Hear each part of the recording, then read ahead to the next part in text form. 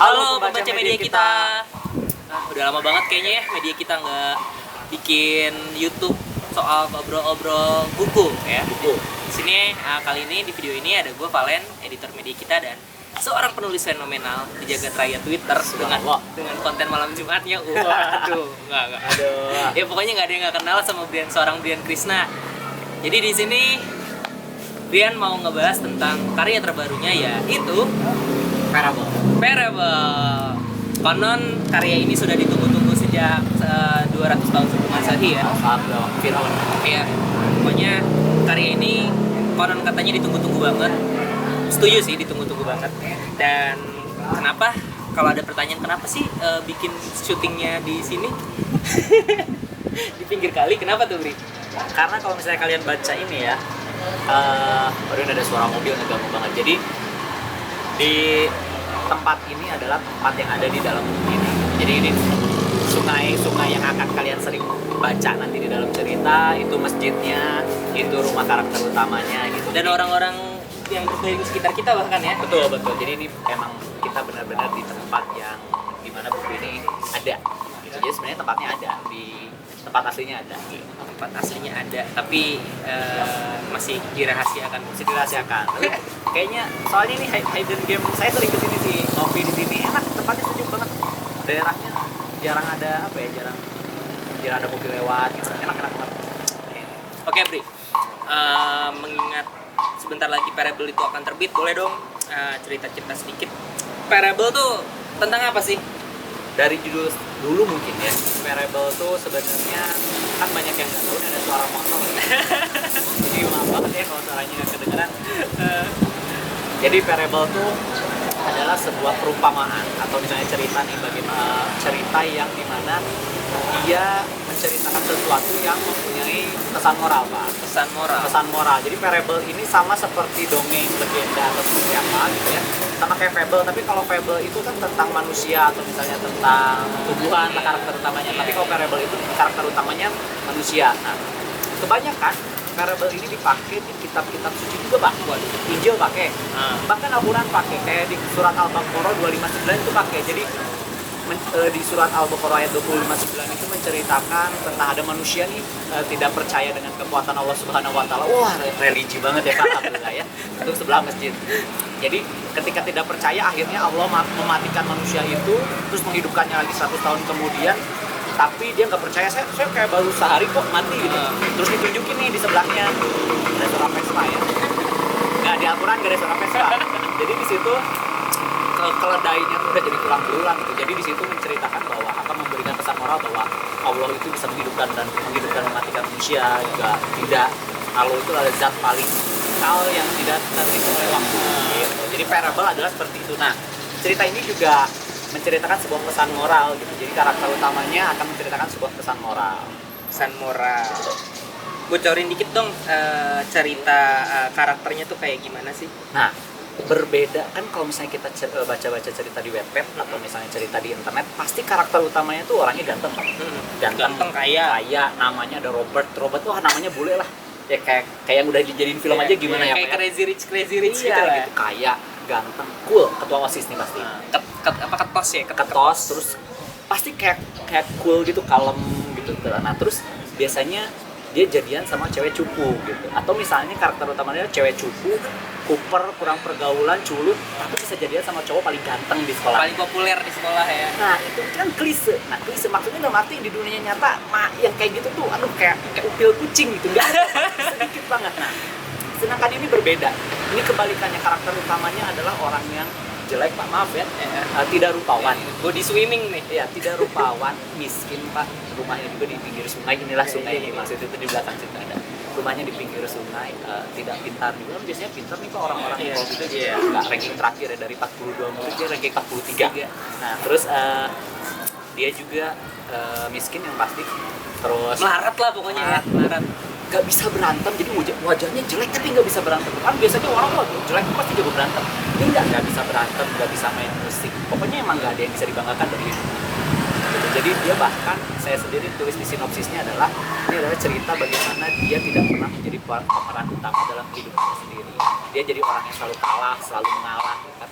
berapa banyak orang di dunia ini yang seperti ini. Jadi orang-orang mediocre biasa aja, nggak punya kisah menarik, ya hidupnya hambar-hambar biasa aja. Datar lah kayak gitu. Datar aja. Wayahna Kalau ceritain itu menceritakan bahwa meskipun kalian orang mediocre biasa-biasa aja atau bahkan tersisihkan, kalian juga masih berhak untuk bahagia atau berhak juga punya cerita menarik gitu.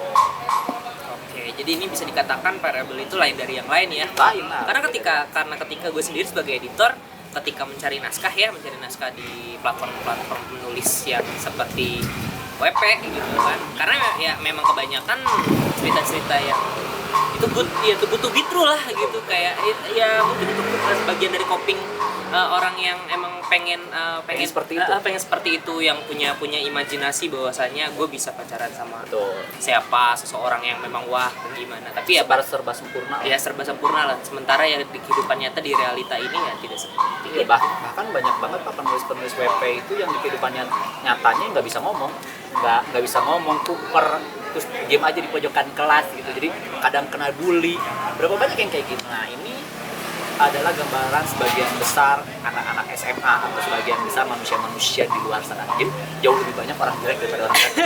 Percaya, saya salah satunya. Saya juga. Ini mau apa, kentang muka saya. Iya, mukanya kena tanggung ya. Kena tanggung ya. Emang sih menarik gue sendiri sebagai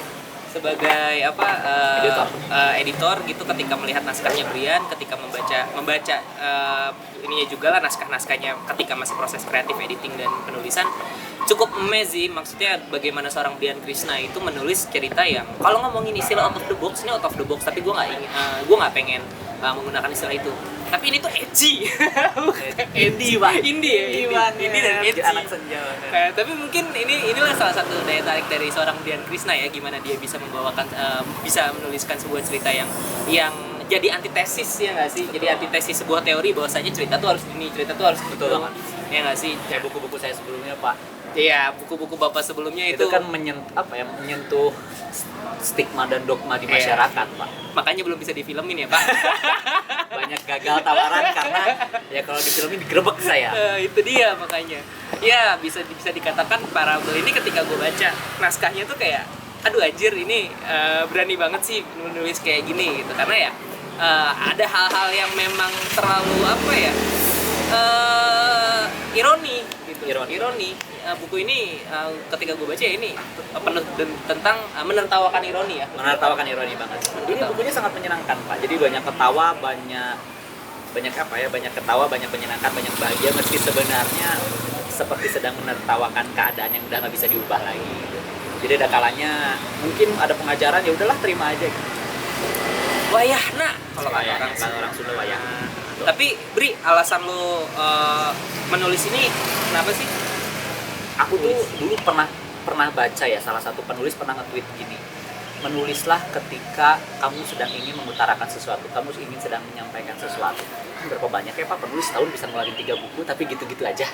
Sebenarnya bisa mah bisa, cuman nggak mau karena nggak ada urgensi saya untuk menulis hal seperti itu. Kadang kalau misalnya kayak yang This Is Why I Need You, ada urgensi bahwa tentang wanita perawan itu sebenarnya masa depannya masih suci. Atau udah saya tentang urgensinya ingin memberitahu bahwa wanita yang berkarir, wanita yang pintar itu ya nggak butuh laki-laki lah, nggak harus, kenapa laki-laki harus takut sama wanita seperti itu gitu. Nah ini juga kayak urgensi saya ingin mengatakan bahwa teman-teman yang lahir di keadaan tidak rupawan, selalu dikucilkan oleh masyarakat, atau bahkan sering dapat tertawaan, yang sering ini, oh masa SMP saya nggak bagus, masa SMA saya nggak menarik, kuliah saya gitu-gitu aja, banyak banget ya kayak gitu pak. Nah di sini ingin menceritakan seperti itu urgensinya. Jadi saya menulis ketika ada urgensi, akhirnya saya menulis tapi tidak tergesa-gesa, tergesa-gesa tapi tidak terburu-buru, katanya gitu. Nggak tahu itu permainan kata. penulis luar katanya bilang menulislah ketika ada urgensi untuk menyampaikan sesuatu dalam keadaan tergesa-gesa tapi tidak terburu-buru. Jadi menulislah ini saya selesaikan setebal itu 688 halaman itu 4 bulan. Awalnya lebih dari 1000 halaman. Cuma sama editor saya dipukuli itu 500 baris dihilangin pak. Kacau. Ya saya juga ketika sedang dalam proses proofreadnya juga mata saya hampir juling capek ngelihat gitu, kayak aduh ini gimana. Sebenarnya penulis yang dibenci editor karena tebel-tebel semua bukunya gitu. Iya. Nah ini dari covernya kayak gini tuh inspirasinya dari mana tuh? Jadi ini covernya kalau boleh aku bilang ini anak SMA ya, sesuai yang aku pengen. Di sini adalah daerah Kupni, sedangkan yang ini adalah daerah-daerah yang orang-orang kaya. Jadi ada kesenjangan sosial. Ada kesenjangannya tanpa disadari. Ini lagi megang kopi pas saudara. Dia lagi megang kopinya ini. Jadi karena jangan ya produk nanti bapak sensor aja, karena waktu saya menulis ini juga saya lagi seneng ngopi itu gitu. Jadi di dalam ini minumannya kan kalau misalnya di buku-buku saya biasanya ada minuman-minuman, ada makanan-makanan. Nah ini gilirannya kopi. Ini semua ada maknanya sih dari bakiak lah, dari yang celana yang digulung lah, atau ini ada restoran cepat sajinya juga yang terkenal di Bandung, kayaknya orang-orang Bandung selalu tahu. Di belakangnya ada kucing, ada menara. Nah di belakangnya ada satu gambaran ini Pak, gambaran kios yang pinggir sungai. Nah itu dia. Oh ya. Tentang kesenjangan sosial, dia menghadapi semua ini sendiri. Oh, ini kayak Me versus the World nggak sih? Me versus the World dan orang jelek Pak. Maksudnya saking jeleknya dia kayak kalau jalan sama orang ganteng tuh kayak orang gantengnya punya kodam Pak. Saking jeleknya. Jadi bayangin kayaknya mau kenalan sama ceweknya teriak ngasih duit dikira begal. Jadi pokoknya gitu. Jadi karena dibuat selucu mungkin, kalian membacanya juga mungkin akan. Tapi di sini juga saya ingin menyinggung tentang body shaming Pak kayaknya. Karena gimana ya? Belakangan ini kan body shaming social justice warrior sedang mengangkat isu itu. Sedangkan padahal untuk beberapa sisi ada beberapa yang nggak saya setuju sih. Misalnya saya sama bapak udah kenal lama, terus kita ledek-ledekan bapak tidak tersinggung, saya juga biasa aja gitu. Bapak ngeledek saya biasa aja. Terus orang-orang di luar sana tuh, oh itu parah, itu body shaming apa. Jadi terkadang di sini ingin menceritakan bahwa berapa banyak orang yang sekarang suka ikut campur masalah orang lain, mewakilkan orang lain, padahal yang diwakilkan tuh nggak minta diwakilkan gitu Pak. Kan padahal baik atau buruk itu sangat relatif ya. Contohnya kayak misalnya saya ke bapak saya nih, misalnya bapak saya saya manggilnya Beh, tapi bapak ke bapak saya manggil gitu pasti gak sopan dong. Nah itu kenapa gak sopan kok? Saya sopan aja. Nah jadi apa ya, baik atau buruk relatif. Kayak misalnya di Jepang kalau misalnya kita makan ramen atau makan kalau bersuara gitu itu bagus Pak, tandanya sopan, tandanya Anda menghargai makanan. Tapi kalau di sini kan gak sopan banget. Di Eropa kalau sendawan misalnya gitu habis makan itu katanya memuji makanan, berarti makanannya enak. Tapi kalau di sini kan gak sopan. Nah jadi ketidaksopanan atau misalnya apa sih yang kamu melihat itu buruk, mungkin buruk bagi kita saat ini, tapi ketika kita berdiri di sepatu orang itu belum tentu buruk loh Pak, bisa jadi biasa aja gitu. Jadi jangan ingin mengajarkan, jangan sok mewakili orang yang tidak minta diwakili. Berarti ini juga bisa dikatakan kayak gimana melihat dari sudut pandang ya. Sudut pandang. Coba dong lihat dari sudut pandang orang lain dulu sebelum marah-marah. Dia itu juga agak banyak gitu yang sekarang lagi rame. Iya. Oke. Nah, itu urgensinya Pak. Urgensinya gitu. Saya ingin menyentil orang-orang yang seperti itu lewat buku, lewat cerita, lewat parable yang menyampaikan moral itu. Jadi begitu rupanya sobat membaca media kita. Ini kenapa di sini ada kucing sambil Ini ada nih kucingnya sambil garu-garu karena ambil mandi kucingnya. Ada itu nanti dicerita ada kucing itu. Tapi kayaknya banyak cerita tentang kucing itu yang di-cut sih karena ya terlalu tebel lah. Iya. Tapi ngomong-ngomong kenapa settingnya dia ngambilnya di Bandung? Karena kebanyakan gini ya, kalau misalnya Boy Chandra juga ngambilnya di Padang karena beliau tinggal di Padang, kita di Bandung. Karena apa ya, mungkin ketika menulis tuh lebih mudah menggambarkan mungkin ya. Nah tapi itu yang sulit sih Pak, maksudnya dalam arti saya pernah mau coba bikin dengan latar belakang lain, atau bahkan di kuda saya pun saya nggak pernah bilang itu di Bandung juga, cerita di novel kuda saya nggak pernah bilang di Bandung. Cuman kadang bagaimana ya, untuk menggambarkan suatu keadaan kan kita harus hidup di tempat seperti itu. Kayak misalnya untuk bikin novel ini aja, saya dulu nggak sengaja lewat sini nih, terus ketemu ada warung lucu nih sebelah sungai. Saat saya nongkrong lama, saya beli kopi terus diem aja nggak ngapa-ngapain, dia menikmati mencermati, mengingat gimana udaranya, gimana orang-orangnya, apa yang dibicarakan, siapa aja, gimana bentuk lokasinya kayak gitu.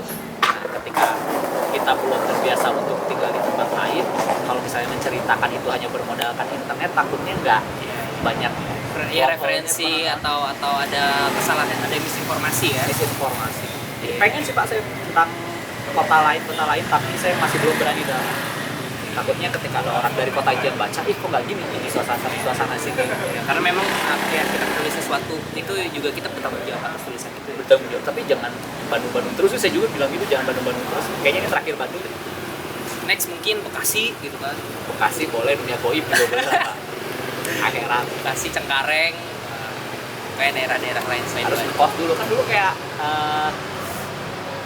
di Lestari ya, ibu di Lestari juga harus tinggal di mana dulu ya, untuk dapat inspirasi. Memang seperti itu kayaknya penulis tuh. Tapi Bri, dari segala macam maksudnya sampai akhirnya Variable ini segera terbit dalam waktu dekat tuh proses kreatifnya kayak gimana sih? Maksudnya mungkin kesulitan apa yang maneh temui gitu? Dulu tuh di tengah-tengah tuh aku sempat mikir gini, ini kayaknya terlalu panjang sih Pak.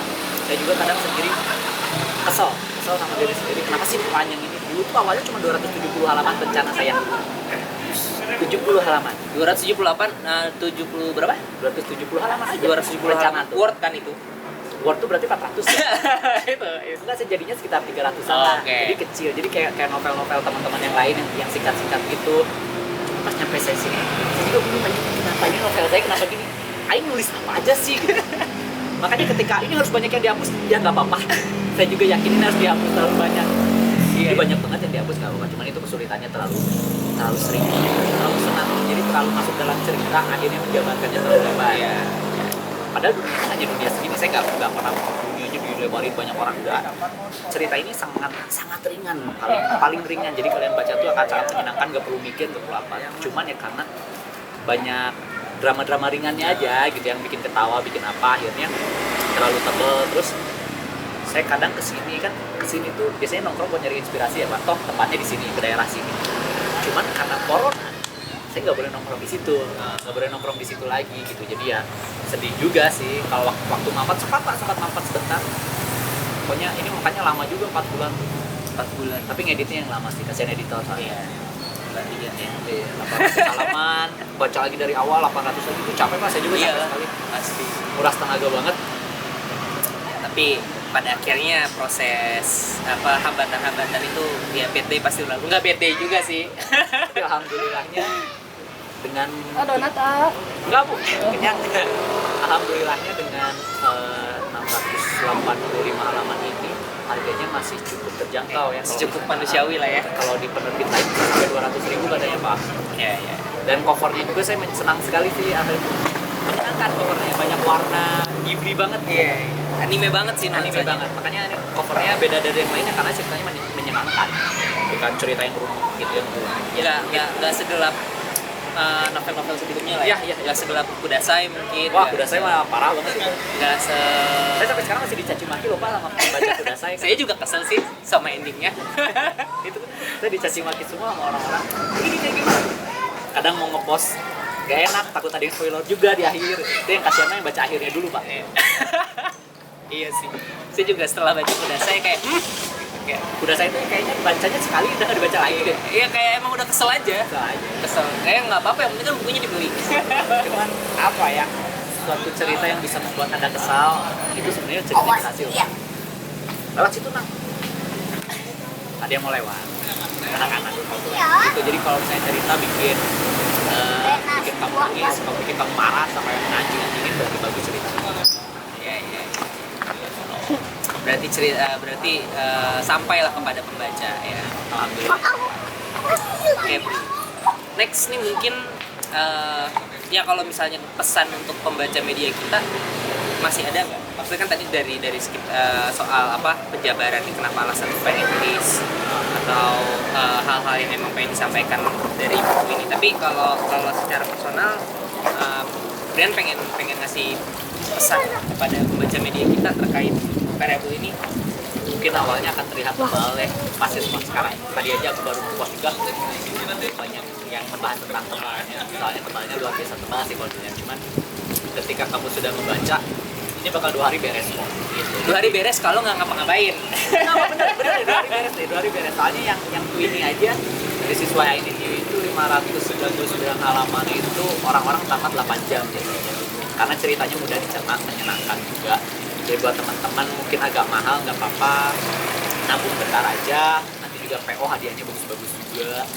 Dan apa namanya, aku ingin kalian membaca sesuatu yang punya arti khusus lah buat orang-orang yang selama ini merasa dirinya bukan siapa-siapa.